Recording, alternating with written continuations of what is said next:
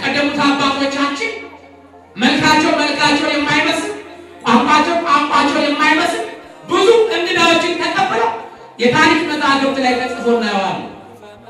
ዛሬ ግን በቀደመው ታሪክ ያለ ነው እንጂ ታሪክንም አልሰራንም። ታሪክን ማቆየት አቅቶ እየበታተነው ይገኛል። አቤቱ ጌታ ሆይ ሰላም። ዛሬ እኮ ስሙን ብቻ ይዘን ያለ ኢትዮጵያ እንግዳ ተቀባይ ነች፣ ግን አላየን በዘመናችን። እባክህ ታረቀን። አንድ ልብና አንድ ቃል ሆነው ያቆዩዋትን አገር እኛ ከአባቶቻችን በላይ ተምረናል፣ እውቀት አፍርተናል ያሉ ሰዎች ግን አንድ ያረጓትን አገር ከመቀጠል ይልቅ ለዶሮ እንደሚበተን ስንዴ አገሯን ለመበታተን ምሁሩም ሊቃቱ ሁሉም ተነስቷል። ክንድህን ዘርጋና የተገፋፋንበት ዘር እየመዘዝን የተረክንበት ወንድም ወንድሙን የገደለበት ዘመን ይበቃል። አቤቱ ጌታ ሆይ ሰው ሰውን መሆኑን ትቶ ለምንድን ነው በቋንቋ የሚባል ነው? ይሄ ቋንቋ እኮ ቀድሞም የመጣው ለበረከት አይደለም። እባክህ ታረቀን።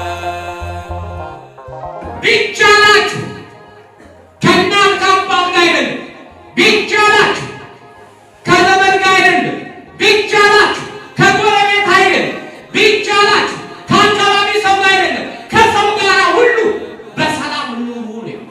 መጨካከን በዝቶ አልቋል የለም።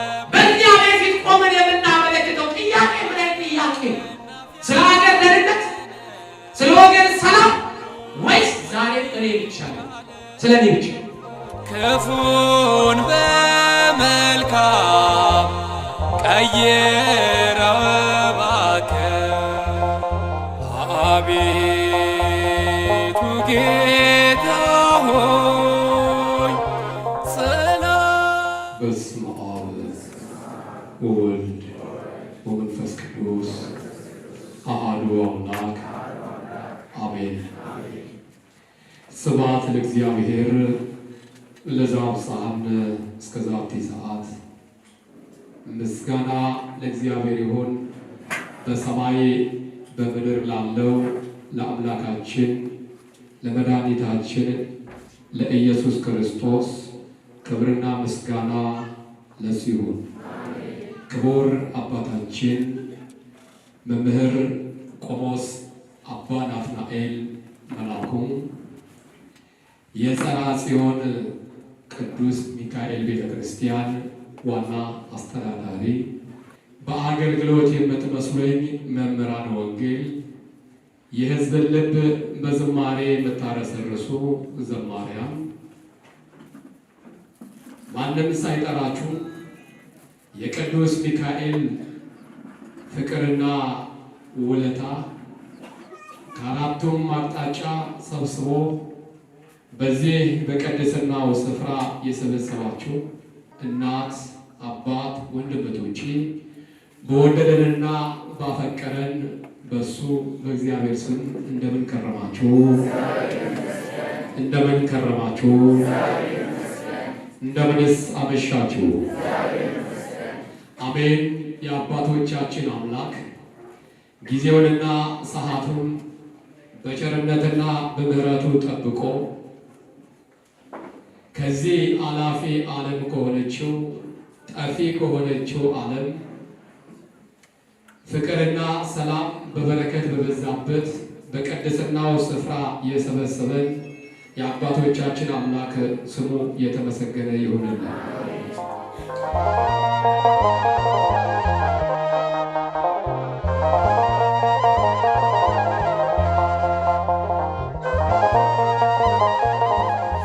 ያለፈው ዘመን ይበቃል የትምህርታችን ርዕስ ነው። ለእኔ ተናጋሪ አንደበት፣ ለእናንተ ሰሚ ጆሮና አስተዋይ ልቦና መድኃኒዓለም ለሁላችን ያድለን። ስጋዊ አይደለ መንፈሳዊ፣ ምድራዊ አይደለ ሰማያዊ የሆነውን ምስጢሩን የድንግል ማርያም ለእሱ ይግለጽልን። አባቴ ነፍሳችን ይማራቸው። ቀዳማዊ ጎርጎርዮስ ልጆች እንጀራ ከመብላታችሁ በፊት ወይም ከማቅረባችሁ በፊት የእጅ ውሃ ማቅረብን አትቦዙ ይላሉና አፌን በምሳሌ መክፈት ፈልጋለሁ። ሰውየው ማለዳ ሌሊት 11 ሰዓት አካባቢ ላይ ህልም ያልማል። ህልም ሲያልም እንደው ሙዝ እየበላ ነው። ያንን ሙዝ ላጥ እያደረገ ጉርስ እያደረገ እየበላ በህልሙ ነው። ከጎኔ የነበረችው ባለቤቱ የነጋት እንቅልፍ እንደምታውቁት ወደ ማለቂያው ወደ መገባደጃው ስለሆነ ሰው ወደ መንቃት ይቃረባልና እንቅልፏን ጨርሳ ለመገላበጥ ስትሞክር ጎሰም ታደርገዋለች። ጎሰም ስታደርገው ከነበረበት ሰመመን እንቅልፍ ውስጥ ይወጣል። ሲወጣ ሙዝ በእጁ የለም፣ ያለው ግን እሱ አልጋ ላይ ነው።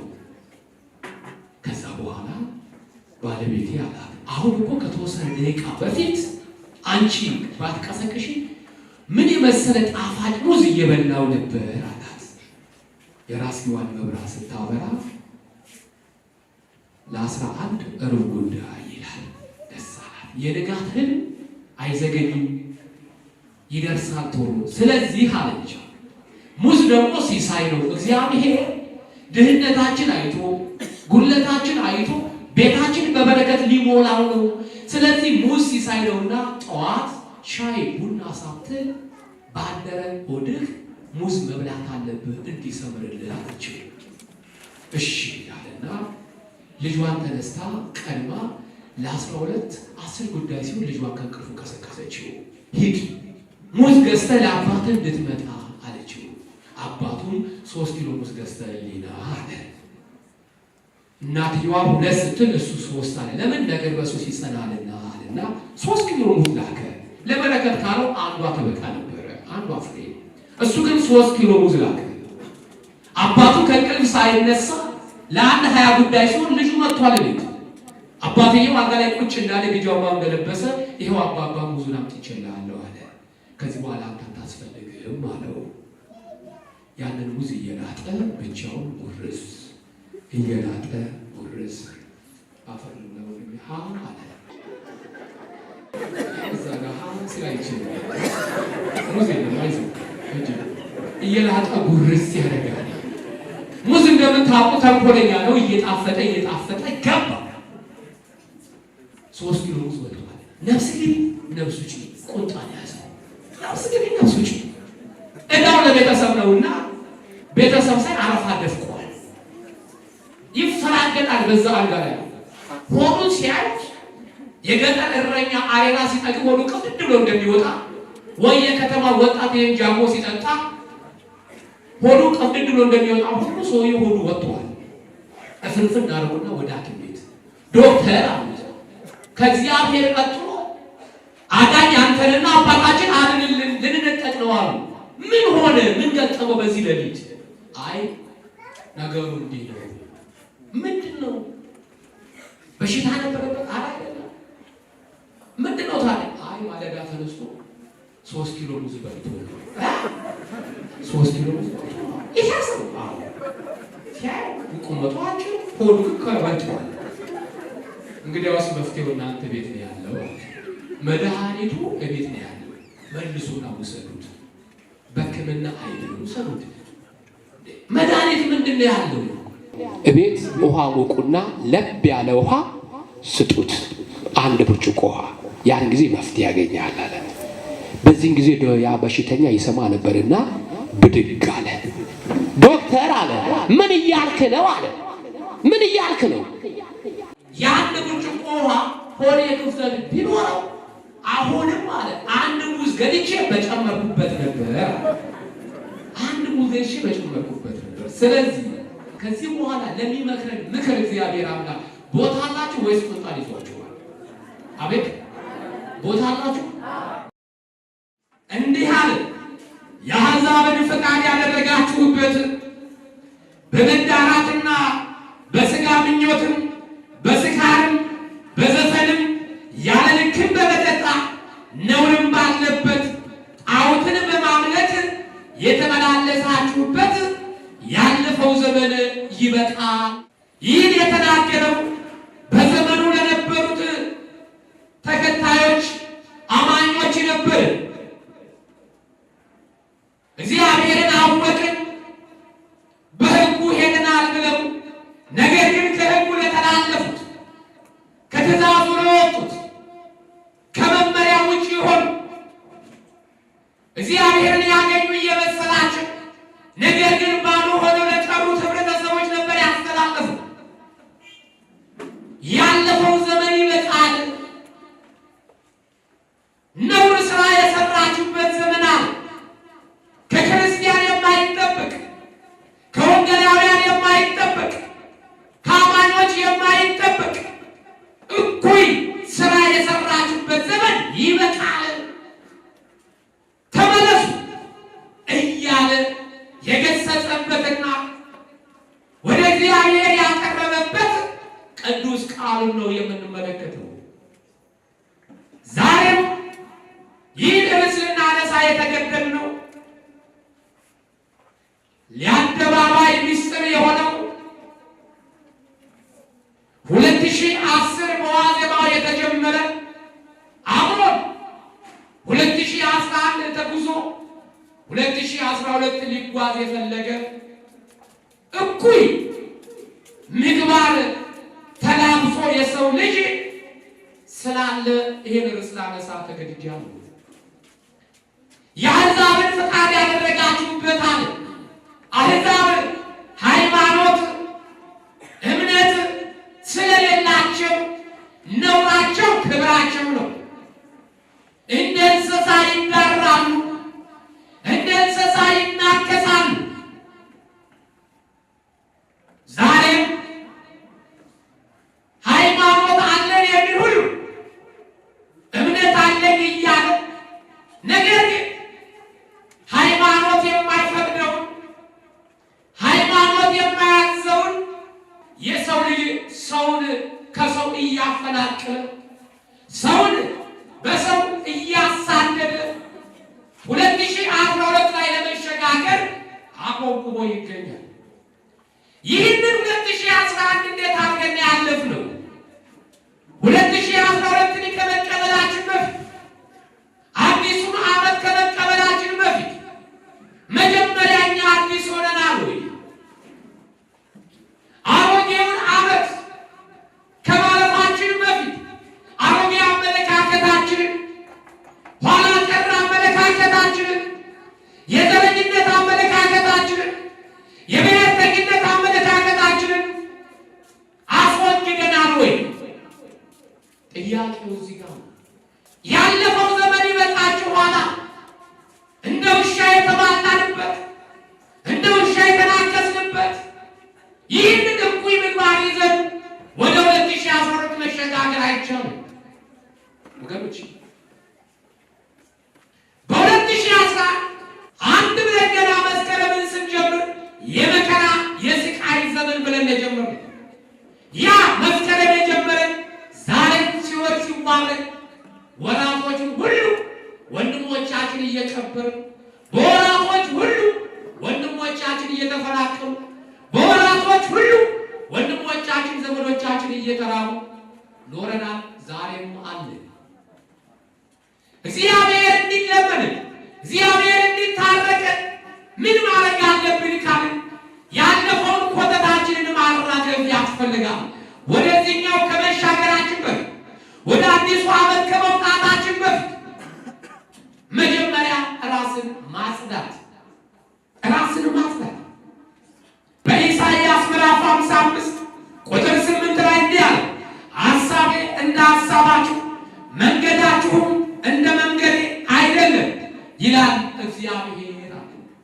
ሐሳቤ እንደ ሐሳባችሁ መንገዳችሁም እንደ መንገዴ ስላልሆነ በማስተዋል ተመላለሱ።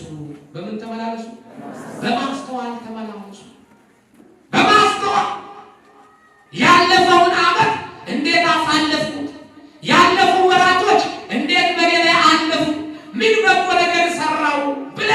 ልናስብ የሚገባ ነው። ያለፈው ዘመን ይበቃል። ሰዎች ከኖሩበትና ካደጉበት የተፈናቀሉበት ያለፈው ዘመን ይበቃል።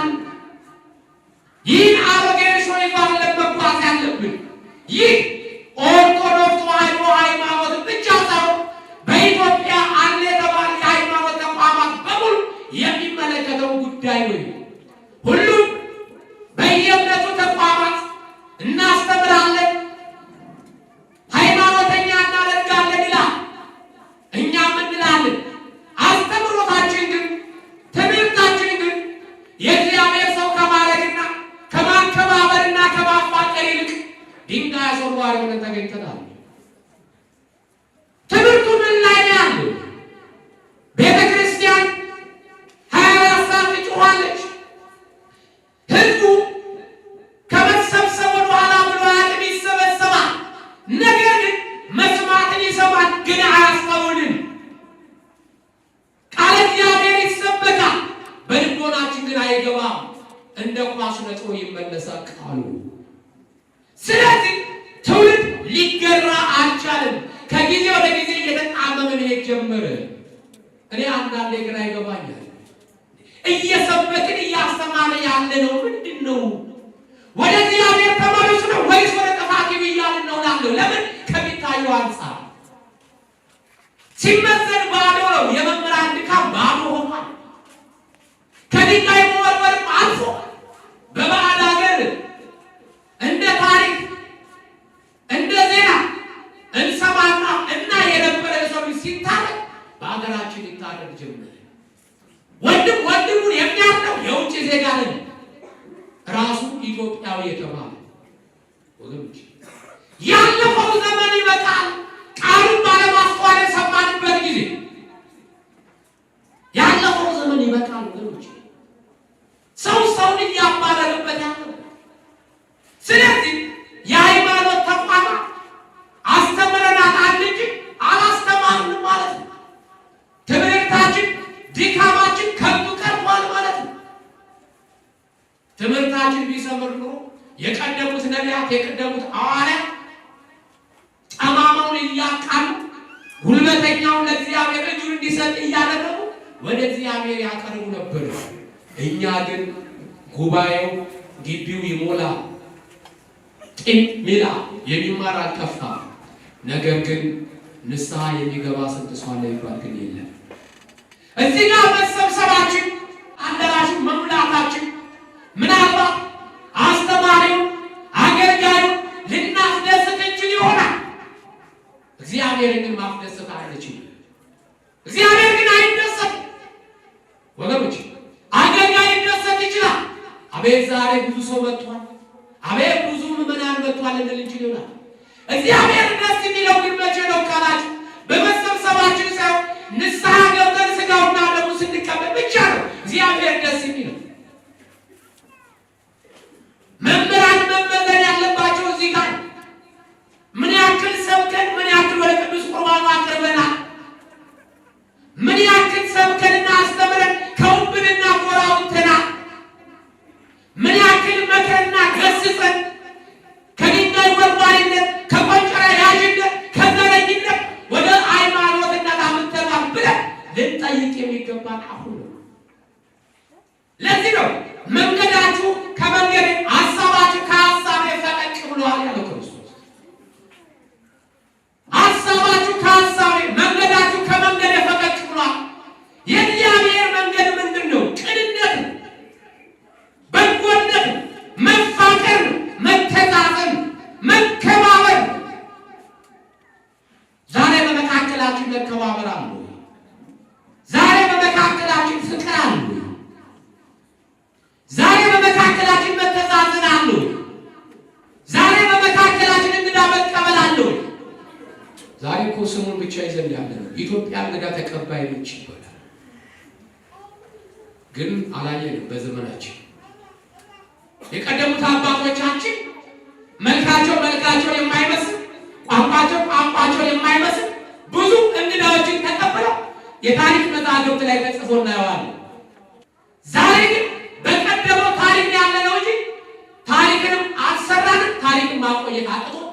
እየተፈታተነው እንገኛለን።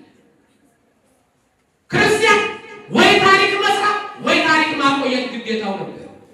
እኛ እንደቀደሙት አባቶቻችን ታሪክ መስራት እንኳን ያቅተን የአባቶችን ታሪክ እንኳን ማቆየት አቅቶ እንግዳ መቀበላችን ትተን ዛሬ እንግዳ ሲመጣ ገና በሩ እየተንኳኳ ሲንኳኳ እየበላን ሆነ ቶሎ በይ ዞር አድርጊ እባክሽ ዞር አድርጊ። እዛ ራስ ወዳጅነት፣ ስግብግብነት፣ መጨካከል ይቺ ትንሽ ያልናት ነች እየበረከተች ተባስታ እርስ በርሳችን እንድንገፋፋ እርስ በርሳችን አንዱ ገፊ እንዲሆን ያደረገች። በመጽሐፈ ኢዮብ ምዕራፍ 37 ቁጥር 19 እንዲህ አለ፣ እኛ ከጨለማ የተነሳ በስርዓት መናገር አንችልምና የምንለውን አሳውቀን አለ ኢዮብ። እኛ ከጨለማ የተነሳ የምንናገረውን አናውቅምና የምንለውን አንተ አሳውቀን። ጨለማ የተባለው ይህ ፀሐይ መግባትና መውጣት አይደለም ወገኖች። ጨለማ የተባለው ፍቅር ማጣት ነው። ጨለማ የተባለው መጨካከል፣ ሰው በእግዚአብሔር ፊት ቆሞ ሰው እየተጨነቀ ሰው እየተገፋ መለመን እንዲገባው ስለ ሀገር መለመን እንዲገባው ስለ ወገን ሆኖ ሳለ ዛሬም ስለሱ ሎተሪ ማውጣትና ስለ ቪዛው የሚጨነቅ የምንለውን አናውቅም ማለት ተጨንቀናል። የምንለው ስለማናውቅ የምንናገረውን አንተ አሳውቀን አለ። ወገኖች በእግዚአብሔር ፊት ቆመን የምናመለክተው ጥያቄ ምን አይነት ጥያቄ ነው? ስለ ሀገር ደህንነት፣ ስለ ወገን ሰላም ወይስ ዛሬም እኔ ብቻ ነኝ? ስለ እኔ ብቻ እኔም ብቻ አውሬ እኔም ብቻ አብላኝ እኔም ብቻ አኑረኝ ነው ጥያቄ። ይሄ ቆለ ተሳስተን ወገኖች፣ ያለፈው ዘመን ይበቃል። የአባቶቻችን ታሪክ ያላስታወስንበት ዘመን፣ የቀደሙት አባቶቻችን ሳይማሩ ተምረው ብሔር፣ ቋንቋ፣ ቁመና፣ መልክ ሳይለያቸው አንድ ሆነው አባቶቻችን የውጭ ወራሪ ሲመጣ ድል አድርገው አንድ አገር አውርሰው ነበር። አንድ ልብና አንድ ቃል ሆነው ያቆዩዋትን አገር እኛ ከአባቶቻችን በላይ ተምረናል፣ እውቀት አፍርተናል ያሉ ሰዎች ግን አንድ ያረጓትን ሀገር ከመቀጠል ይልቅ ለዶሮ እንደሚበተን ስንዴ ሀገሯን ለመበታተን ምሁሩም ሊቃቱም ሁሉም ተነስቷል። ያለፈው ዘመን ይበቃችኋል። ከንቱ ነገር የተመኛችሁበት አንዱ ገፊ ሌላው ተገፊ፣ አንዱ አሳዳጅ ሌላው ተሳዳጅ የሆነበት ዘመን ይሄ ያሳለፍነው ዘመን።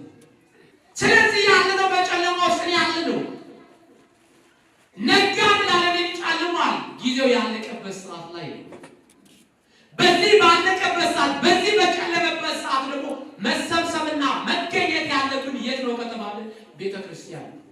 መክብብ ምዕራፍ 12 ቁጥር 1 እንዲህ አለ፣ የጭንቀት ቀን ሳይመጣ አለ በጉብዝና ወራት ፈጣሪን አስብ።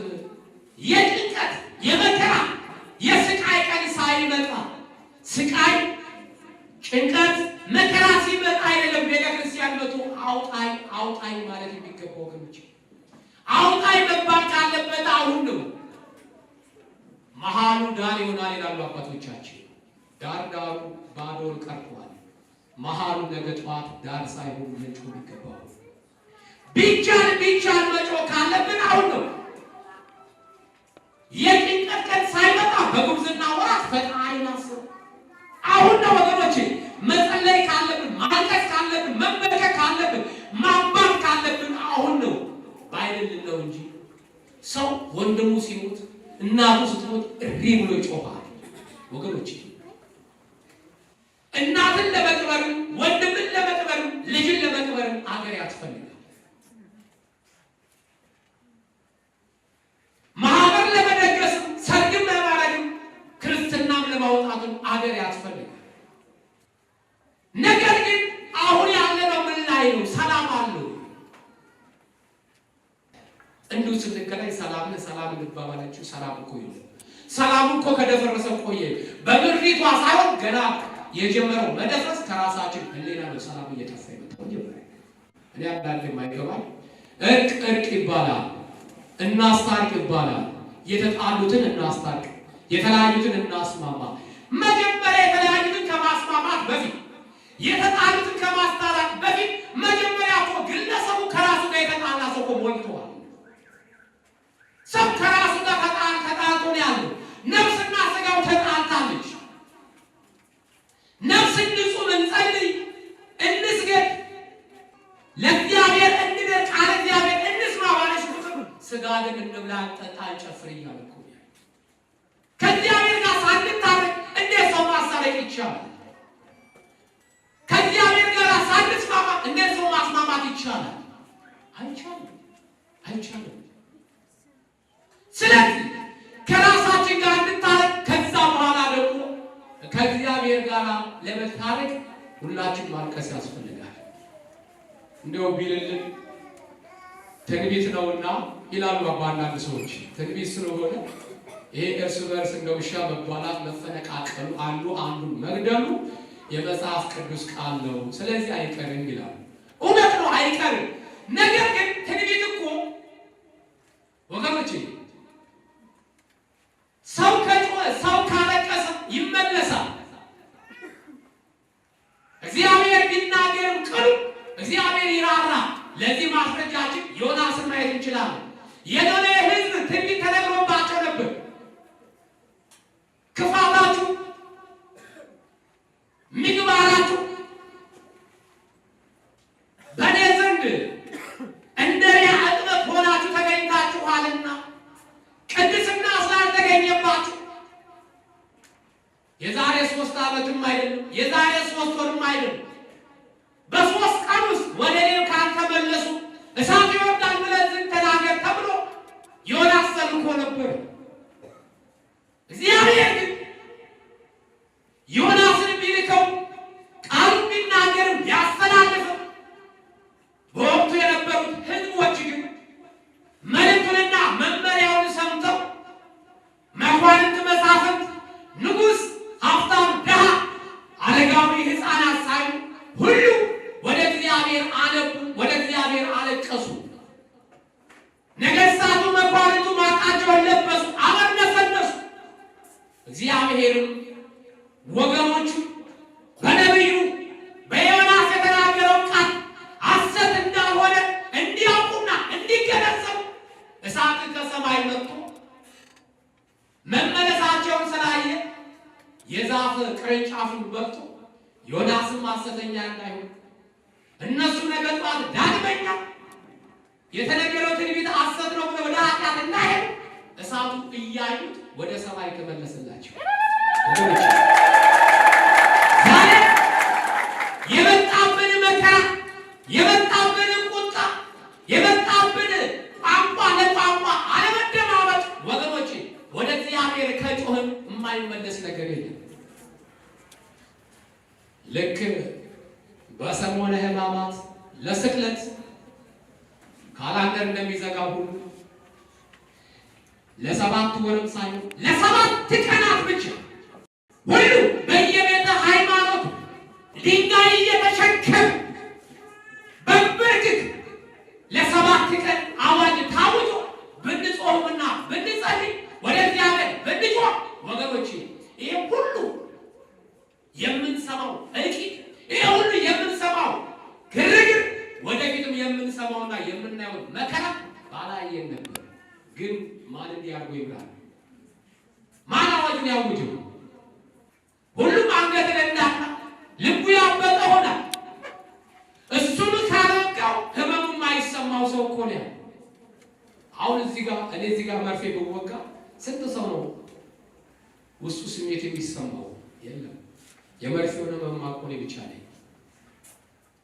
ይሄ ይወን ያስቸገረ እንጂ ለ7 ቀን አዋጅ ታውጆ በኢትዮጵያ ውስጥ ስራ ተዘርቶ በየእምነቱ ቢያለቅስና ቢጮህ ድንጋይ ተሸክሞ በብርክክ ቢሄድ ሕፃናት ቢጾሙ እግዚአብሔር የመጣብንን መከራና ስቃይ ያርቅልን። ነገር ግን አሁንም ገና ነን እኛ። ያለፈው ዘመን ይበቃችኋል። በመዳራት ያለ ልክ በመጠጣት ነው ስራ የሰራችሁበት ዘመን ይበቃል። ዛሬም በመከራው ዘመን፣ ዛሬም በስቃዩ ዘመን እንሰክራለን፣ እንዘፍናለን፣ ነው ስራ እንሰራለን። በየመንገድ ላይ እንደ እንስሳ እንዳራለን። እንዲህ ይላል በሮሜ ምዕራፍ 12 ቁጥር 17 እስከ 18 እንዲህ አለ፣ ለማንም ስለ ክፉ ፋንታ ክፉ አትመልሱ፣ በሰው ሁሉ ፊት መልካም የሆነውን አስቡ። ቢቻላችሁ በእናንተ በኩል ከሰው ሁሉ ጋር በሰላም ኑሩ። ከምን ጋር? ከምን ጋር? ቢቻላችሁ ከእናት ከአባት ጋር አይደለም። ቢቻላችሁ ከዘመድ ጋር አይደለም። ቢቻላችሁ ከጎረቤት አይደለም። ቢቻላችሁ ከአካባቢ ሰው ጋር አይደለም። ከሰው ጋር ሁሉ በሰላም ኑሩ ነው። በሁከት ኑሩ፣ በማፈናቀል ኑሩ፣ በመስረቅ ኑሩ፣ ሰውን በመግደል ኑሩ አይደለም ያለው። በሰላም ኑሩ ቢቻላችሁ። ወገኖች ያን ጊዜ ነው እግዚአብሔር ሰላማዊ ኢየሱስ ክርስቶስ በውስጣችን ገብቶ የምንጨነቀው ነገር አስወግዶ ማረጋጋትን የሚሰጥ። በአንደኛ ተሰሎንቄ ምዕራፍ 5 ቁጥር 15 እንዲህ አለ፣ ማንም ለሌላው በክፉ ፋንታ ክፋትን እንዳይመልስ ተጠንቀቁ፣ ነገር ግን ሁልጊዜ እርስ በርሳችሁ ለሁሉም መልካሙን ለማድረግ ትጉ። ማንም ክፉን በክፉ አይመልስ። ዛሬ አካሄዳችን መልካም ላደረገልን ሰው መልካም እናደርገው ወይስ ክፉ ነው አለልን ሰው ክፉ መልካም ነገር እንሰራለት? ለመታን ነው የምንጸልየው ወይስ ለስጋ ዘመዳችን ነው የምንጸልየው? መልካም ነገር ላደረጉልን ሰዎች ነው መልካም ምንድላት የምንመልሰው ወይ ክፉ ስራ ላደረጉልን ሰዎች ነው ወይ መልካም ነገር ሰርተን የምናስተምራቸው? ያለፈው ዘመን ይበቃል የተባለው ለዚህ ነው። ክፉን በክፉ የመለስንበት ዘመን ይበቃል። ክፉን በክፉ የተቃወምንበት፣ አንዱ ጨቋኝ ሌላው ተጨቋኝ እያልን የተረክንበት ዘመን ይበቃል። ወገኖች አባቶቻችን የቀደሙት አባቶቻችን ከገዛ አገራቸው ውጭ ሄደው ሰላምን እኮ አስፍነዋል። ሰላምን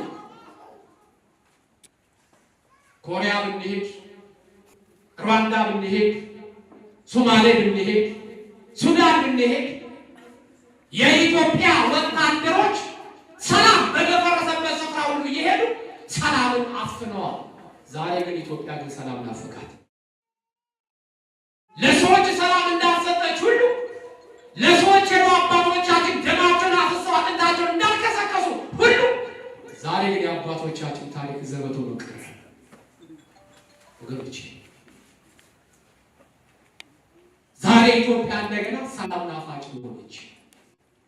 ዛሬ ኢትዮጵያ የሚያረጋጋት ናፋቂ ሆነች። አባቶቻችን እንዳላረጋጉ የሰው ሀገር ከራሳቸውም አልፈው መረጋጋት ጠፋ፣ ሰላም ጠፋ። ዝም ብለን ብቻ ሰላም ሰላም ሰላም ይባላል። በየአዳራሹ በየትም ቦታ ላይ ብቻ ሰላም የምትባለው ቋንቋ እያቆለጳጰሱ ይቀርባታል። ፊደላትንም እነዛ 3 ፊደላት በነጭ ቀለም ይጽፏታል። በአንድ ላይ ይሰቅላሉ፣ ዘንባባ ያስራሉ፣ ነጭ ሪባን ያደርጋሉ፣ ነጭ ስካርፕ ያደርጋሉ፣ ነጭ አበባ ይዘው ይቀያየራሉ። ግን ሰላም ሊመጣ ግን አልቻለም። ሰላም ሊመጣ ግን አልቻለም። ወገኖች ሰላም ሊመጣ የሚችለው ወገኖች እንዴት ነው? አበባ በመቀያየር አይደለም። ነጭ አበባ ስለያዝን ነጭ ልብስ ስለለበስን አይደለም። ከላይ ነጭ ልብስ ለብስን ውስጣችን ግን ተመርዟል በብሔርተኝነት፣ በዘረኝነት። ሰላምን ልናመጣ አልቻልንም። ይሰበካል። ዓመቱን ሙሉ ሰላም ሰላም ሰላም ተባለ። ግን ሰላም ሲመጣ ላይ ምናልባት ሰላም የምትባል ሴት ካለች ሰላም ስላት ትመጣ ይሆናል እንጂ ከእግዚአብሔር ዘንድ ያለው ግን ሰላም ግን አልመጣም። በእግዚአብሔር ዘንድ ያለችው ሰላም ግን ልትመጣ አልቻለም። ለምን? እዚህ ጋር ስለ ሰላም መድረክ ላይ ይወያያል። እሱ ግን ውስጡ ግን ያለው ብሔርተኝነት ነው፣ ዘረኝነት ነው። ወገኖች እንዲህ እየሆነ አይደለም ሰላምን ማምጣት የምንችለው። ሰው መጀመሪያ ውስጡን ሊያጸዳ ይገባዋል ከላይኛው ይልቅ። ሰው ፊትን ያህል እግዚአብሔር ምን ያህል ልብን ያህል ወገኖች፣ በአፋችን ሰላም እያልን በውስጣችን ግን ምላጭ የምንስል ስንቱ አለ። እዚህ ጋር ስለ ሰላም ይሰበሰባል፣ ወጣ ሲል ደግሞ ጎሳውን እየሰበሰበ ሁከትን የሚያውጅ እኮ አለ ወገኖች። ይህ አይደለም ወደ አንድ የሚያመጣል። እግዚአብሔር ሰውን እንፍጠራለን፣ በአርአያችን በምሳሌያችን ምን እንፍጠራለን? ምን እንፍጠራለን? ኑ ብሔርን እንፍጠራለን አይደል? ምንድን ነው ያለው? ኑ ምን እንፍጠር? ሰው እንፍጠር። በምናችን? በአርአያ በምሳሌያችን። ሰው ክቡር ነው ወገኖች። እዚህ ጋር ከምባታ፣ እዚህ ጋር ድህያ፣ እዚህ ጋር ስልጤ፣ እዚህ ጋር ሐረሬ፣ እዚህ ጋር ኦሮሞ፣ እዚህ ጋር አማራ፣ እዚህ ጋር ጉራጌ፣ እዚህ ጋር ትግሬ፣ እነዚህ ሁሉ የጠሯቸው ሰዎች ታሪክ እዚህ ጋር አቁሜ ብናያቸው ምንድን ናቸው? ምንድን ናቸው? ሰው መነሻው ሰው ነው። በቃ ወገኖች ሰው ሰውን መሆኑን ትቶ ለምንድን ነው በቋንቋ የሚባል ነው? ይሄ ቋንቋ እኮ ቀድሞም የመጣው ለበረከት አይደለም። ቀድሞም የመጣው የቋንቋ ለበረከት አይደለም። ኦሪት ዘፍጥረት ምዕራፍ 11 ቁጥር 1 ላይ ስንመለከተው ምድር ሁሉ አንድ ቋንቋ ነበረች አለ። ምን አለች? ምድር ሁሉ ምን ነበረች አለ? አንድ ቋንቋ ነበረች። አንድ ቋንቋ። እግዚአብሔርም አየ፣ ተመለከተ፣ የሰማይ አዕዋፍንም አራዊትንም እንስሳትንም ፈጠረ። ፈጠረ። ሰው ከፈጠረ በኋላ ፈጠረና ምን አለ? ለእንስሳትም ለአራዊትም ለአዕዋፋትም ፈጠራቸው እንጂ ስም አላወጣላቸው። ግን ወደ ሰው ልጅ አባት ወደ አዳም ሰደዳቸው ይላል። አዳምን አንበሳውን አንበሳ እያለ ጅቡን ጅብ እያለ ስም አወጣላቸው። እርግብን እርግብ እያለ አሞራውን አሞራ እያለ ስም አወጣላቸው። የቤት እንስሳትንም በጉንም በግ፣ ፍየሉን ፍየል፣ ላሟንም ላም እያለ ስም አወጣላቸው። ሁሉም ስማቸውን እያጸደቁ ይሄዱ ነበረ። ስለዚህ የሰው የእንስሳቱ ቋንቋ አንድ ነበረ ይላል መጽሐፈ ኩፋሌ ምዕራፍ 5 ላይ። የሰውና የእንስሳት ቋንቋ ስንት ነበር ይላል? አንድ ነበር። አዳምን ከፈጠረ በኋላ ምን አለ እግዚአብሔር? ግዛ፣ ንዳ፣ ሁሉን ነገር ፈቀደልን። ነገር ግን እችን እንዳትነካ ነው። ይሄ በጌታና በባሪያ ዘንድ ያለ ሕግጋት ነው። በፈጣሪና በፍጡር ዘንድ የነበረች መመሪያ ነበረች። አዳም ትልቁን ሰፊው ነገር ተሰጥቶ ትንሿን ነገር ተፈለገ፣ ተመኘ። ዛሬ ብዙዎቻችን ብዙ ነገር ተፈቅዶልን ትንሿን ስንመኝ ነው እየወደቅን ያለን በኃጢአት። የተፈቀደው ነገር ያልተፈቀደው ስንፈልግ ከእግዚአብሔር እንወድቃለን። አዳምም የተፈቀደ ትቶ ያልተፈቀደለት ትንሿን ነገር ተመኘ። ያችን ነገር በበላ ጊዜ እነዛ አራዊቶቹ ስም ያወጣላቸው መልሰው ለእሱ ጠላት ሆኑበት። መጀመሪያ ከእንስሳት ጋር፣ ከአራዊት ጋር፣ ከአዕዋፍ ጋር በቋንቋ ይግባባ የነበረው አዳም በቋንቋ መግባባት አዳም ለእግዚአብሔር ስላልተገዛ፣ ለእግዚአብሔር ሕግጋት ስላልተመራ፣ በሕጉ ስላልተመራ እነዛ እንስሳትና አራዊቶቹ ለአዳም አንገዛለን ብለው አመፁበት። አመፁ። አዳም የእንስሳትን የአራዊትን ቋንቋ መስማት አቃተው ይላል። መጀመሪያ እንዳልሰማ ሁሉ አሁን ግን አቃተው። አሁንም የሰውና የእንስሳት ቋንቋ ይደባለቅ እንጂ የሰው ቋንቋ ግን አንድ ነበር። ለሁለተኛ ጊዜ የሰው ልጅ ዳግመኛ በደለ። በጥር 7 እንደምናየው የሰናዖር ግንብ ሰሩ። በምድር ላይ ሳንበተን ለስማችን ማስጠሪያ ሰማይ ጠቀስ ፎቅ እንስራ አሉ። ማን? የአዳም ልጆች።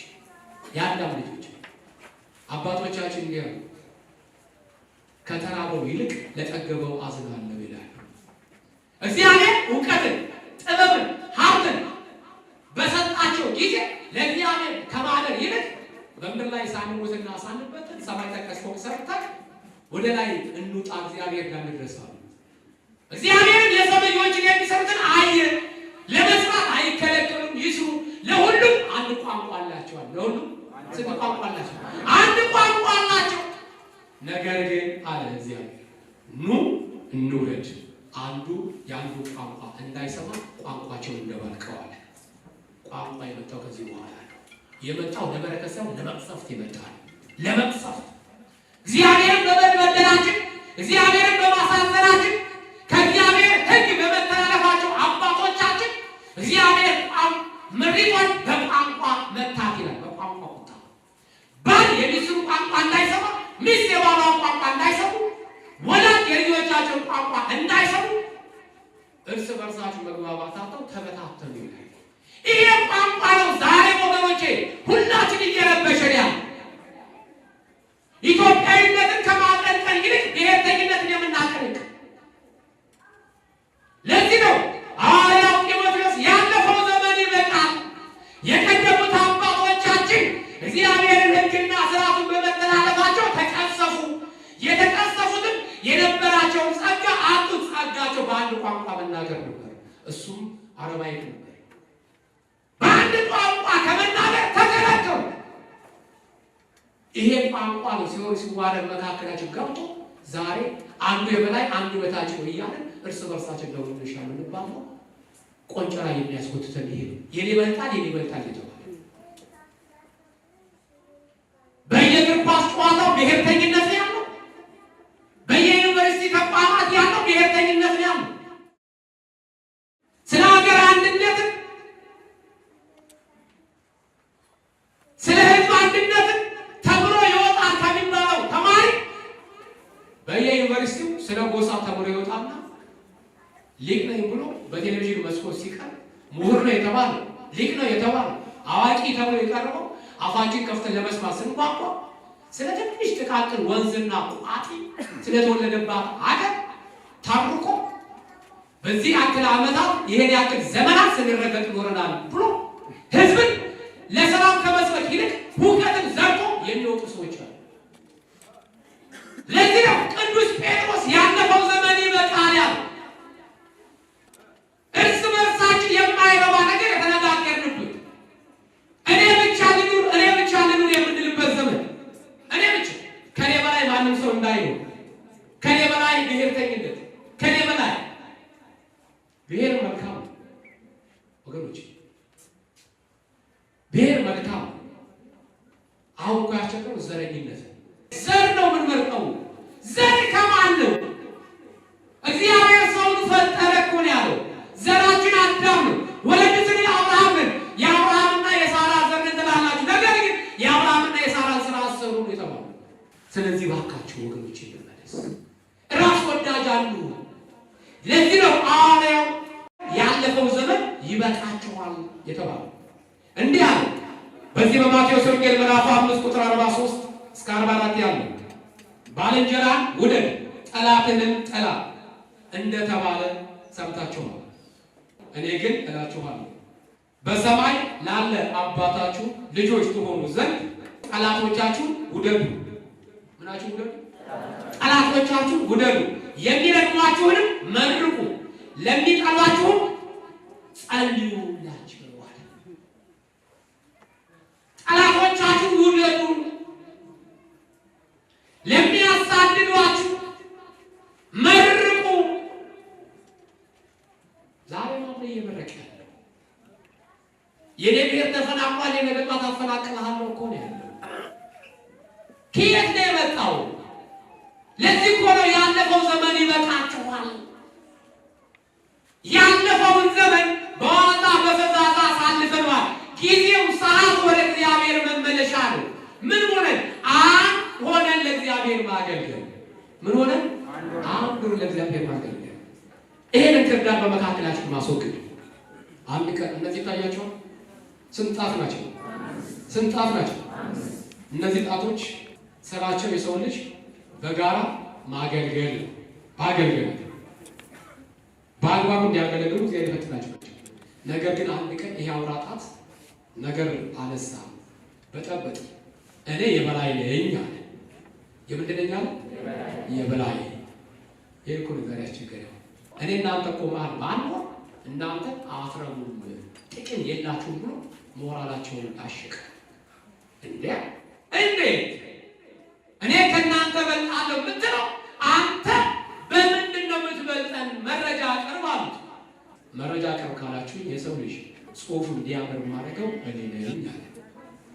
የእንጀራ ጉርሻው እንዲያምር የማደርገው እኔ ነኝ። እኔ ከሌለው እንጀራ መጉረስ አይቻልም ማለት ይቻላል።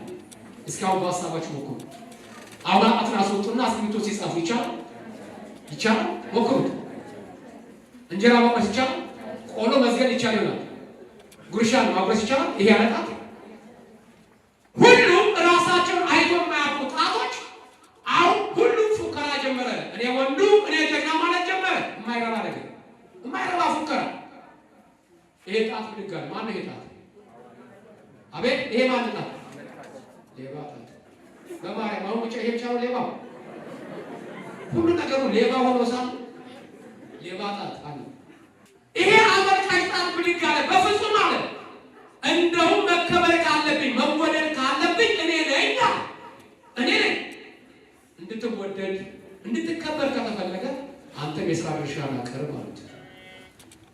እንግዲህ አውስ አለ የሥራ ድርሻዬን ማቅረብ ከፈለኩኝ አለ በመኳንንቱም በመሳፍንቱም ዘንድ አለ ለመሾምም ለመሻርም እናንተ አራታችሁ ጎንበስ አድርገው የሚጠቁሙት እኔ ነው። ለጥቆማ ማገለግል እኔ ነኝ። መራራውንም ጣፋጩንም ለመቅመስ ቅድሚያ የምሰነዘረው እኔ ነኝ። ስለዚህ በዚህ ልከበር ይገባኛል ማለት ነው። አሁን ሲያይ ሁለቱ አምፀዋል። መሀል ጣት ብድግ አለ። ሁለቱ አምፀው ሌላውን ሊያሳምፁበት ነው። ሁለቱ ምን እያደረጋችሁ ነው አለ። እናንተ አለ እንደውም መከበር ካለብኝ መወደድ ካለብኝ እኔ ነኝ። እኔ ነኝ በልሻ አንተ የሥራ ድርሻ አለ። እኔማ ከእናንተ እንደምከብርና እንደምወደድማ ራሳችሁ ታውቃላችሁ። ሁለቱም ግራ አዝማች ሁለቱም ቀኝ አዝማች አድርጌ መሀላችሁ ቁጭ ብያለሁ። ካላችሁ ደቆሳችኋለሁ። የዛሬው ፖለቲካ እንዲሆን አስቸግሮናል። የዛሬው ብሔርተኝነት እንዲሆን አስቸግሮናል። እኔ በልጣለሁ ይሆን አስቸግሮናል። እኔ በልጣለሁ ይሄ ነው ችግሩ። የኔ በልጣን እየተባልን እየተጓተትን ጊዜው እየመሸብን ንስሐ ሳንገባ ስንቅ ሳንሰንቅ እንዲሁ እንደ ሜዳ ተበትነን ልንቀር ትንሽ የቀረው ወገኖች ማቀራው ይሄ ቀለበጣት ብድግ አለ። ይሄ ይወጣል በፍጹም አለ። እንግዲያውስ መወደድና መከበር ካለብን እኔ ነኝ አለ። ማን? ይሄኛው ጣት። የሥራ ድርሻ አቅርብ ተባለ። የሥራ ድርሻ ማቅረብ እችላለሁ። ሀብታሙ ወርቅ፣ ዕንቁ፣ ደሃው ብርና መዳብ ቀለበት አስሬ ከርቀት የምታየው ጎልቼ እኔ ነኝ። እናንተ ቢወዱ ኑሮ ለእናንተ ያጠልቁላችሁ ነበር ለአራታችሁ። ነገር ግን ከእናንተ ላይ ግን ቃል ኪዳን የሚተሳሰቡ በእኔ ስለሆነ እኔ መከበር አለብኝ። አሁን ማቀረብ ትንሽ ዋጣት ረጅመች ወፍራመች። ለዚህ እኮ ነው ዳራው ጥቁጭ ያረጋል። አቅሟ ላይ ታሷም ጋር ቁጭ ብላለች። ዛሬም እንደዚህ ዳሪው እንደቀሰዋል የተገፋ የተጨቆናል ባልሆነ ትርክ ባልሆነ ታሪክ የቀደሙት አባቶችን ቅድመ አያቶችን እንዲያርገውናል እየተባለ የተገፋና የተጨቆነ ሰው በመሃላችን አለው። እሱ ባላየው እሱ ባልሰማው በቀደሙት አባቶች ግን እየተጨፈለቀ ያለ ሰው መሃላችን አለ። እቺ ጣት ግን ምናለች? እንደ ሌሎቹ እንዳራቱ ጣቶች ጉራ መቸርቸርን አልፈለገችም። እኔ በልጣለሁ እኔ እሻላለሁ ብላ የሥራ ድርሻዋን ማጣት አልፈለገችም። ምን ፈለገች? ሰላምን ሰበከች፣ አንድነትን ሰበከች፣ ፍቅርን አስተማረች። ምን አለች? ኧረ እባካችሁ አለች። ኧረ እባካችሁ እንዳሁኑ ሳይሆን እንደቀደመው አለች። እንደቀደመው እንዳሁኑ ሳንለያይ እንዳሁኑ እኔ በልጥ ሳንባል እንዳሁኑ ሳንቆራረጥና ሳንገነጣጠል በፊት የነበርነው ሰላም ይሻለናል አለች። ይሻለናል የሰው ልጅ በአግባቡ እናገልግል። አሊያ ግን እኔ በልጥ የምንባባል ከሆነ ከንቱ ነው። አምስታችንም እኮ የበቀልነው በክንድ ላይ ነን። ክንድ አታስፈልጉም ብሎ ቆርጦ ቢጥለን የራሳችን ቦታ የለም ማለች። እውነት ወይስ ሐሰት? እነዚህ ጣት በማን የበቀሉት? በማን የበቀሉት? ክንድ አሁን ደከማችሁኝ ብሎ ከበዳችሁኝ አላችሁ አላለ። ክንድ በመሸከማቸው እነሱም ይባላል። ዛሬም እግዚአብሔር ወገኖች ከበዳችሁኝ አላለ። ምሪቷ ሰፊ ነች። አገር የሚባለው ወንዙ ሸንተረሩ ተራራው ቋጥኙ አይደለም። አገርን አገር ያሰኘው እኮ ሰው እኮ ነው ወገኖች። አንተ አገር አይደለም አንተ ድንበር አይደለም ብሎ መገፋፋት ምን አመጣው እንዴ? ዛሬ ወገኖቼ በወንዝ ነው የምንጣለው፣ ድንበር ላይ በአፈር ነው የምንጣለው።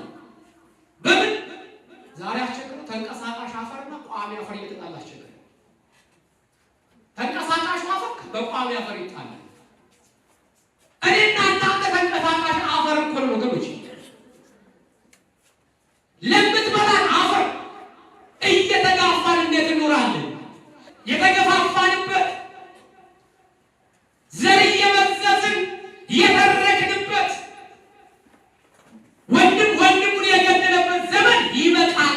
ያለፈው ዘመን ይበቃል። ይሄን መጥፎ እርሾ ይዘን ወደዚህ እንሻገር አይገባንም ወገኖች።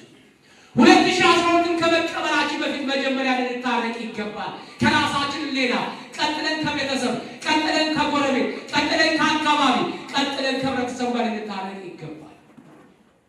በጎ ነገር እናስብ፣ በጎ ነገር እንመኝ፣ ለሀገራችን በጎ ነገር እንናገር። እግዚአብሔር በጎ ነገር እንድንናገር እሱ ይርዳል ወገኖች። ዛሬ እኮ አስቸጋሪ ነው። በአፋችን በጎ ነገር እንናገር። መዓት እያወራን መዓት እየመጣብን፣ እስኪ በነገሮች ሁሉ ተመስገን እንበል። ተመስገን እንበል። ቢመርን ቢጣፍጥ ቢቆረቆረን ቢመቸን ተመስገን እንበል። ምን እንበል? ተመስገን እንበል። እግዚአብሔር ተመስገን ስትለው ፍቅር ያሸንፋል። ፍቅር ስላሸነፈው ከያዕቆብ ጋር ታገለ፣ ወደቀ። ማን መቋም እስከሚነጋ ድረስ ታገለው። ማን? ፍጡርና ፈጣሪ ታገሉ። ስለምን? ስለ ፍቅር። ስለዚህ ተመስገን እንበል። ጤፍ 1,000 ብር ገባ እሪያል፣ አሁን ገባ 3,000። አሁንስ ምን ዋጠህ? ምን ዋጠህ? ጸጥ። ዳቦ ብር 50 ሲገባ እዝጊዮ ያላችሁ መጣችና ደግሞ ብር 50 ጨምራ ዘጭ መጣች። ራሷ 3 ብር አለች። አሁን ደግሞ እሷ ካለችበት የለችበት በለጠ። ገና ሲነኳት እንደ እንቁላል ቅርፍፍት ብላ የምታልቅ ሳይበሏት የምትወድቅ። ይህ ሁሉ የመጣው ሁሉ ተመስገን ባለማለታችን በማመራራችን አይታችኋል። የሌሊቱን አይታችኋል። እጅ የለው 2 እጅ ቆራጣ፣ እግር የለው እግረ ቆራጣ፣ አይን የለው አይዋይ። ለምኖ መብላት ስላለበት ግዴታ ምን ያደርጋል? የሚመራው ሰው ይፈልጋል። የሚመራው ግለሰብ ደግሞ እጁን ይዞ ሰው መሃል እንዳይጎትተው እጁ ስለሌለው ወገቡ ላይ ገመድ ያስርና ሰው መሃል ይጎትተዋል በገመድ። ሰውየው ጭት ላይ ከመዳሪ ጎማ አስገብቶ መሃል ለማለት የተፋቀቀ ይሄዳል። ምን ይላል ግን? እግር አጥቶ እጅ አጥቶ አይን አጥቶ ተመስገን ላለው እኔ አላማርም ይብሳ መጣለ አንተ ያልቅብህም ይላል። እጅ ተቆረጠ፣ አይኔ ጠፋ፣ እግሬ ተቆረጠ ያላማርም።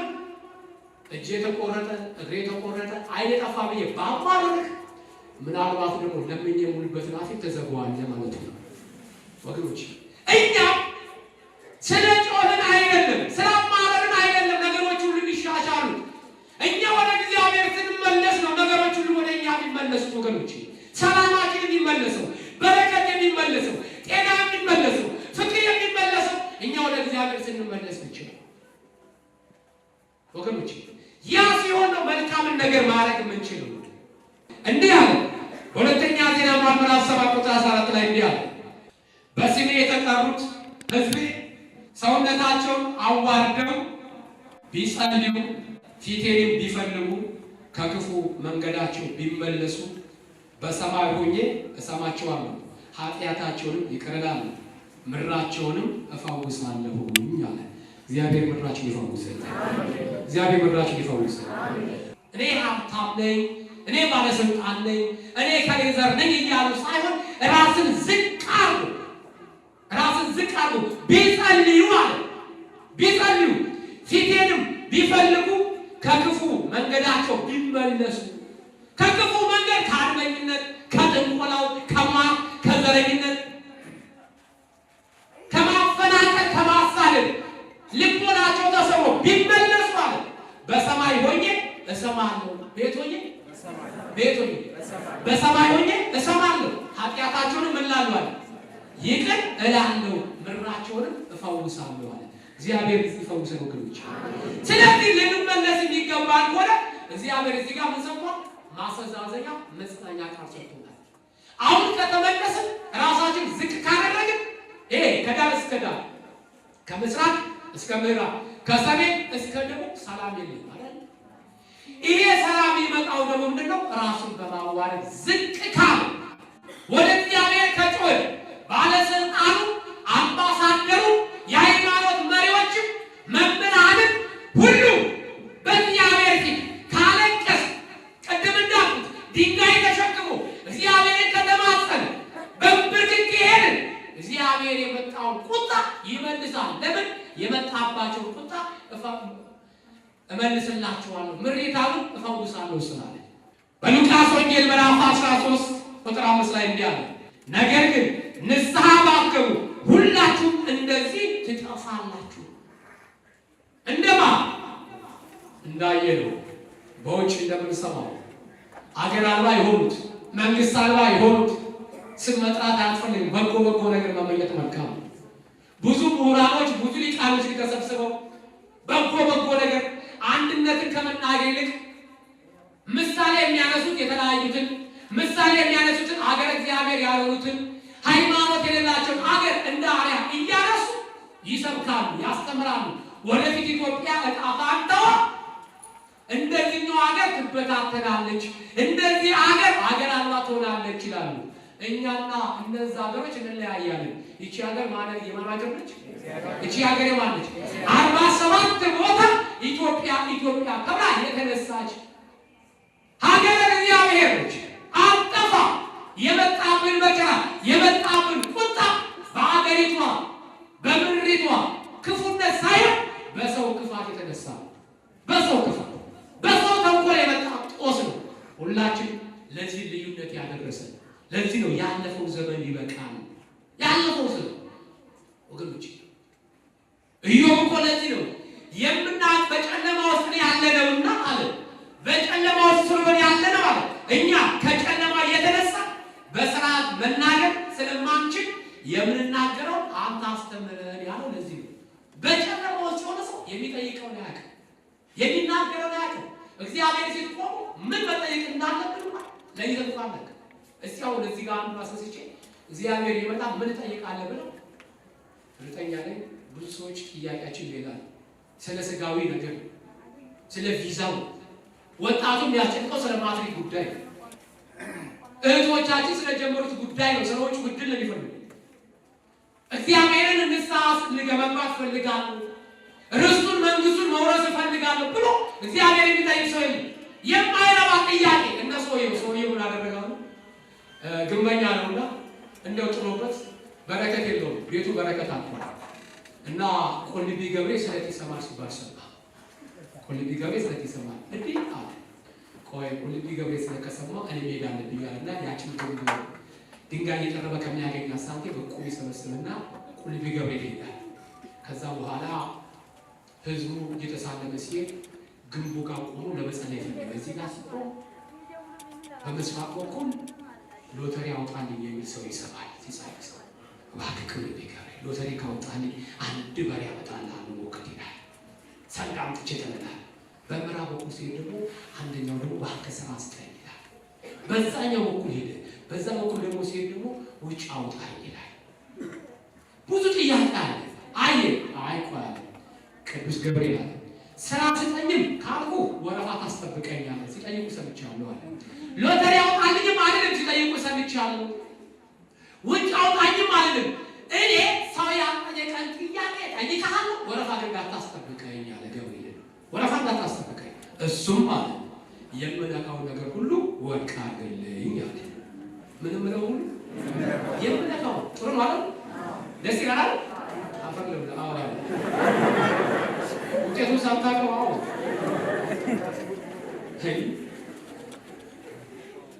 ከዕለታት አንድ ቀን ግንበኝነት ካባ ፈላጭ ነው እና ድንገት ካባውን ሲፈጥ እውነትም የጠየቀው ነገር ሰመረለት። ልክ ድንጋዩን ሲነካ ወርቅ ሆነ። ደስታ ነው። አፈሩን ሲነካ ወርቅ፣ ቅጠል ሲነካ ወርቅ፣ ዛፍ ሲነካ ወርቅ፣ መዶሻውን ሲነካ ወርቅ።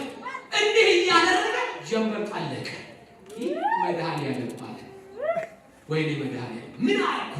ምን አለች ቀን ዛሬ ባትመሻለ ምን አለ ባትመሽ እንዲሁ ሁሉም ነገር ወርቅ አድርጌ ለዘር ማንዘር ባስቀምጥ ምን አለበት? እያውረበረበ ወደ ቤቱ ሄደ። ቤቱ ገባ። በይ ዛሬ ከመጠን በላይ ተደስቻለሁ። ደስታዬ በኋላ ነግሬሻለሁ። ስደክም ስለዋልኩኝ እንኳን ምግብ ልበላ ውሃ እንኳን በከንፈር ያልዞረ። ስለዚህ ቶሎ በይ እንበላውን አምጪልኝ አላት። ከዛ እንጀራ በወጥ ቀረበና አብረው ቁጭ አሉና ልክ እጁን ሰደድ ሲያደርገው እንጀራው ሆነ ወርቅ። ውሃውን ለመጠጣት ብርጭቆ የሚይዘው ምን ሆነ? እሱ ወርቅ ሆነ። ሚስትየዋ ደነገጠች። ምንድን ነው አለችው። አይ የምነካው ነገር ወርቅ አድርግ ብዬ ነበር መድኃኒዓለም ግን ምን አለ ይሄን እንኳን ቢተውልኝ አለ። ምን አለ ይሄን እንኳን ቢተውልኝ አልሆነም ነገሩ። ከዛ በኋላ ቆይ አለ። ሚስትየዋ አቅላ አይ እንግዲህ አንተ በጠየቀው ጥያቄ መሰረት ነገሩ ተብላሽቶባል። እኔ ምርጎኛል ስለና እንጀራ ቀረያ ቡርስ ታረሱ ባሳው ሃይ ከዛ በኋላ ይና ቆይ ስሚኝ አለ። አንድ ዘሬ መጣልኝ አንድ ሀሳብ። ምንድነው እሱ? ይኸውልሽ የምነካው ነገር ሁሉ ወርቅ ስለሚሆን አንቺ በርቀቱኝና አውሽኝ አለ። ጥሩ ዘሬ ነው። በርቀቱ ነሽ አውሽኝ። ከዛ በኋላ እንጀራውን ቆረስ ወጡን ጠቀስ አደረገና ጭቃ ቤት ሲነሳ ታውቃላችሁ። በርቀት ሆና ልስም በርቀት ሆና ልስም ችግሩ መጠጋት አይቻልም ማለት ችግሩ። ከዛ በኋላ እየጠገበ መሄድ ጀመረ። እየጠገበ ሄደ። ከዛ በቃኝ አለ። በቃ እንዴ ነገ ጉልበት እንዲሆን መብላት አለብህ፣ ትደክማለህ። አረባክሽ በቃኝ ይላል። ይሸሻል ሸሻው ያክል መጨረሻ ከግድግዳው ጋር ተጣብቆ ቀረሱ። ከዛ በኋላ አረባክሽ በቃኝ ሰው መብላት አለብህ አንቺ በቃሽ ነው ለካ ቢያረጋት ምን ሆነች? እሷ ወርቁን አቀረችው። ደነገጠና ወይኔ ሚስቴ ብሎ ሲያለቅስ እጁን ራስ ለቆች ቢያረግ ምን ሆነ ቀረ? ለዚህ ነው ኢዮብ በጨለማ ውስጥ ያለነውና የምንጠይቀው ስለማናውቃል የምንጠይቀው አንተ አሳውቀን የምንጠይቀው ስለማናውቅ በፊት ቆመን መጠየቅ የሚገባል እንኳን አናውቅም። ምን መጠየቅ እንዳለብን ምን ማንኳኳት እንዳለብን ለይተን እንኳን አናውቅም። በጨለማ ነው ያለነው። ዛሬ በጨለማ ውስጥ ያለነው እንዲህ ይላል በትንቢተ ሚክያስ ምዕራፍ 2 ቁጥር 3 እንዲህ አለ፣ ዘመኑ ክፉ ነውና ቀጥ ብላችሁ አትሄዱ ማለት። ዘመኑ ምንድን ነው? ክፉ ነውና ቀጥ ብላችሁ አትሄዱ። ዘመኑ ከፏል ወገኖች። አሁን የምንጨፍርበት፣ አሁን የምንበላበት፣ አሁን ዘመን መጣ ብለን የምንፈረጥዝበት ዘመን አይደለም። ክፉ ዘመን የፊታችን ያለው ስጋው አልቆ አጥንቱ ላይ ያለ ነው ወገኖች። ስጋው አልቆ አጥንቱ ላይ ያለ ነው። ስለዚህ እጅ ላይ ተያይዘን ከቤተ ክርስቲያን ሳንርቅ ንስሐ ገባን ንስሐ ገብተን ስጋው ደግሞ ያልተቀበለ ስጋው ደግሞ ተቀበለን የበደልን ክሰን የቀማን መልሰን ራሳችን አዋርደን አምላካችን ፊት ልናለቅስ የሚገባው አሁን ወገኖች፣ አሁን ጊዜው አሁን። በዚህ በዘሌዋውያን ምዕራፍ 6 ቁጥር 13 ላይ ይላል የእስራኤላውያን ዘመን በሶስት ነገር ተብላሽቶባቸው ነበር። ዘመናቸው ከእግዚአብሔር ሕግና ስርዓት በተላለፉ ጊዜ ከእግዚአብሔር ይልቅ እኛ እናውቃለን ብለው በሄዱ ጊዜ እግዚአብሔር አምላክ እስራኤላውያን በሶስት ነገር ቀሰፋቸው። በስንት ነገር? በሶስት ነገር ቀሰፋቸው። ዘመናቸውን በሶስት ነገር አበላሸባቸው። እኔ ይሄ ነገር እንዳይመጣ ነው ዛሬ መሰራ። ይሄ ነገር እንዳይመጣ ፈራለሁ። ሶስቱም ነገሮች ምንድናቸው ከተባሉ አንደኛው በሴፍ እንዲያልቁ አደረጋቸው። ዛሬ እርስ በርስ እንደሚተራረደው የኢትዮጵያ ሕዝብ ወገኖች በዓላችን አይደለም ሰው አይደለም ሰው ሊያድ ወገኖች ያረባውን እንስሳ እንኳን የቤቱን እንስሳ እንኳን አርዶ አይሆን ነበር የቀደሙት አባቶቻችን። የቤት በጋቸውን እንኳን ሌላ ሽጠው ነበር የሚያርዱት። ዛሬ ግን ሰው ያርዳል። ሰው እያረዱ ነው። ሰው እያቃጠለ ነው። ልክ እንደ እንጨት እንደ ጫካ በሚነድ እሳት ውስጥ ወንድሙን ተሸክሞ አምጥቶ እሳት ውስጥ ይከታል። እንደና አባ ገብረ ማርያም ጅጅጋ ኪዳኖት የተካተሉት ተሸክሞ አምጥቶ የከተቷቸው እንዲገርም እኮ ነው። የእስራኤል ዘመን አንደኛው በሰይፍ አለቁ ይላል። በሰይፍ ሁለተኛው በረሃብ ከሰይፍ የተረፉትን ደግሞ በረሃብ ፈጃቸው ነው። በረሃብ ከረሃብ ደግሞ እንደምንም ብለው የተረፉትን ደግሞ ምን አደረጋቸው? በበሽታ ፈጃቸው። ዘመናቸው በሶስት ነገር ተበላሸባቸው ይላል። ስለዚህ ወገኖቼ ዘመናችን በሶስት ነገር እንዳይበላሽ መረጋጋትና መጸለይ ካለብን አሁን ነው። በዘዳግም ምዕራፍ 28 ቁጥር 45 ላይ ያለ የአምላክን የእግዚአብሔርን ቃል ስላልሰማ ያዘዘንም ትእዛዝና ስርዓቱን ስላልጠበቅ እስክትጠፋ ድረስ እነዚህ መርገሞች ሁሉ ይወርዱብሃል፣ ያሰቃዩማል፣ አንተንም ያገኙሃል። የአምላካችን የእግዚአብሔርን ቃል ባልሰማን ቁጥር ይህ የምንሰማው መከራና ስቃይ ሁሉ በእኛ ላይ ይመጣል። ግንስ ሕግጋቱን ስርዓቱን ከጠበቅን ከንፎት የሚያወጣ እግዚአብሔር አምላክ ያወጣናል። እግዚአብሔር አምላክ አሁንም ያወጣል። ከመከራ ያሳርፈን ወገኖች። እግዚአብሔር ከሁላችን ጋር ይሁን። እግዚአብሔር አምላክ ለሀገራችን ሰላም ይስጥ። ያለፈውን ዘመን የተገፋፋንበት የተፈነቃቀልንበት አንዱ እኔ እበልጣለሁ የተባባልንበት ከንቱ ነገር ትተን ከዚህ በኋላ በአንድነት በፍቅር ሆነን የመጣብንን መከራ እግዚአብሔር አምላክ እንዲመልስልን እግዚአብሔር አምላክ ደግሞ የኛን ልቦና መልሶልን በቤቱ እንድንመለከት እግዚአብሔር አምላክ ሁላችን ይርዳል። አሜን። እግዚአብሔር ሁላችን ይርዳል። እቺ ነገር ነገራችሁ ማቆም ፈልጋለሁ። ሰውየው ሁኔታ ናቸው። ልጆቻችን ያስተምራሉ። ካስተማሩ በኋላ ልጆቼ አሉ በምሳሌ የሚያስተምሩት ይኸውላችሁ እኔ የኤሌክትሪክ ገመድ ነኝ አሉ። እኔ ምንድን ነኝ? የኤሌክትሪክ ገመድ ነኝ። መድኃኒዓለም ደግሞ አሉ እሱ ኤሌክትሪክና ፓወሩ እሱ ነው አሉ። እሱ ፓወሩ ማለት ምን ማለት ነው? እውቀቱ ጥበቡ የኔ ሳይሆን የእግዚአብሔር ነው። የማቀበላችሁ እውቀት የማቀበላችሁ ጥበብ እኔ አይደለም ያስተማርኳችሁ ለማለት ያክል ነው። ፓወሩና እውቀቱ መብራቱ እግዚአብሔር ነው። እኔ የኤሌክትሪክ ገመድ ነኝ፣ እናንተ ደግሞ አምፖል ናችሁ። እነዚህ ሶስቱ ሲገናኙ አሉ ምን ይሰጣሉ? ብርሃን። ኤሌክትሪክ የሌለበት ገመድ ምን ይሆናል? ይይዛል። ምን ይባላል? ኤሌክትሪክ አርባ ገመድ አይደል? ልብስ ማስጫ ገመድ አለ ይባላል። ኤሌክትሪክ ካለውስ የኤሌክትሪክ ገመድ ነው ማለት ነው። አምፖል ብቻውን ያለ ኤሌክትሪክ ገመድ ይበራል? አምፖልና መብራት ገመድ ብቻ ቢቀጠል መብራት ከሌለው ይበራል? አይበራም። ሶስቱ ሲገናኝ ነው ገመዱ፣ ፓወሩ፣ አምፖሉም ሲገናኝ መብራት ይሆናል። ስለዚህ ክርስቶስ ኤሌክትሪክ ነው፣ እኔ ገመድ ነኝ፣ እናንተ አምፖል ናችሁ። ስለዚህ ብርሃናችሁ በሰው ፊት ይብራ። የተማራችሁ ትምህርት ይዛችሁ የጠፉትን መልሱ፣ የወደቁትን አንሱ፣ የተለያዩትን አንድ አድርጉ ብለው ይሰብኩ ጀመር። በመካከላቸው አምፖል መሆኑን ኤሌክትሪክ ገመድ መሆኑን ማያውቅ እንቅልፍ ጥሎበት የተኛ ሰው አለ። ዝም ብሎ ያንኮራፋል። ዛሬም ሀገራችን ያስቸገራት እንደሚተኛ ነው ሰው ያስቸገራል። ያንኮራፋል። ተማሪ ተንኮለኛ ነውና እጁን አውጣ እኔ ጋር አለ። አቤት ጥያቄ አለኝ ጠይቀኝ አለ። እርሶ ኤሌክትሪክ ገመድ፣ ክርስቶስ ፓወር፣ እኛ አምፖል፣ ሶስቱ ሲገናኝ ብርሃን ይሰጣል ብለዋል። ይሄ መሀላችን ተኝቶ የሚያንኮራፋው ምን ይባላል አሉት። ምን ይባላል? አባታችንም ለመርሱ አዘገጁ። ምን አሉ? ተውት፣ እሱ የተቃጠለ አምፖል ነው። ስለዚህ ወገኖች ይሄ ዘረኝነት የሚያቀነቅን ብሔርተኝነት የሚያቀነቅን ሰው ፊቱ የተቃጠለበት ሰው፣ ኢትዮጵያዊነቱ የተቃጠለበት ሰው፣ አንድነቱ የተቃጠለበት ሰው፣ ከእግዚአብሔር ጸጋ የራቀ ሰው። ስለዚህ ብርሃናችን እንዳይቃጠል ብርሃናችን በሰው ፊት የብራት ነውና ብርሃናችን እየበራ መንግስቱን ርሱን እንድንወርስ እግዚአብሔር አምላክ ይርዳል። ሀገራችንን ከጥፋት ሰው ከስደት ይጠብቅልን። አባቶቻችን ካህናቶችን ታቦትን ከመንበሩ አያርቅብን። የቅዱስ ሚካኤል ጥበቃና ምልጃ አይለየን። ወስብሐት ለእግዚአብሔር።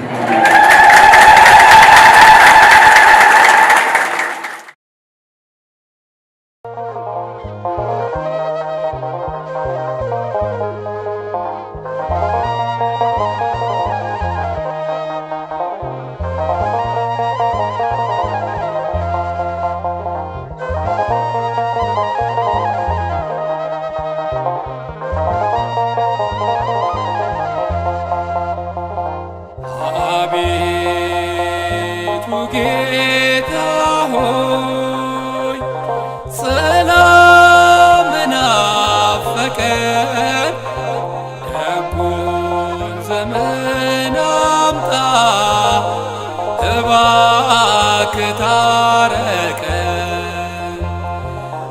አቤቱ ጌታ ሆይ ሰላም ናፈቀን ደጉን ዘመን አምጣ እባክህ ታረቀን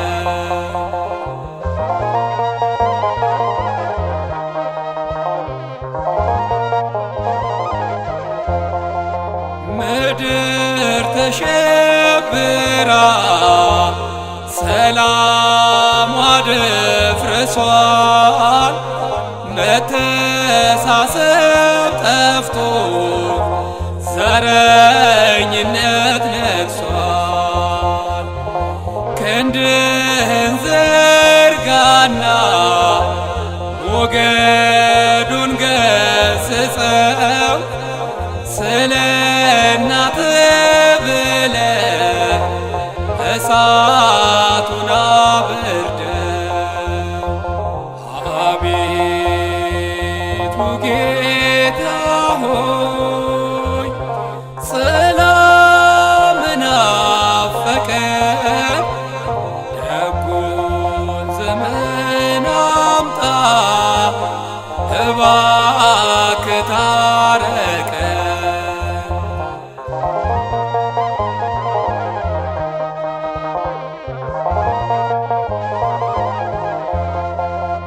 ሕዝብም በሕዝብ ላይ ተነስቷል በቀል መጨካከን በዝቶ አልቋል የለም ወገን አሸናፊ አንተ ነህ ሁሉ የሚቻል ክፉን በመልካም ቀይረው እባክህ አቤቱ ጌታ ሆይ ሰላም ናፈቀን ደጉን ዘመን አምጣ እባክህ ታረቀን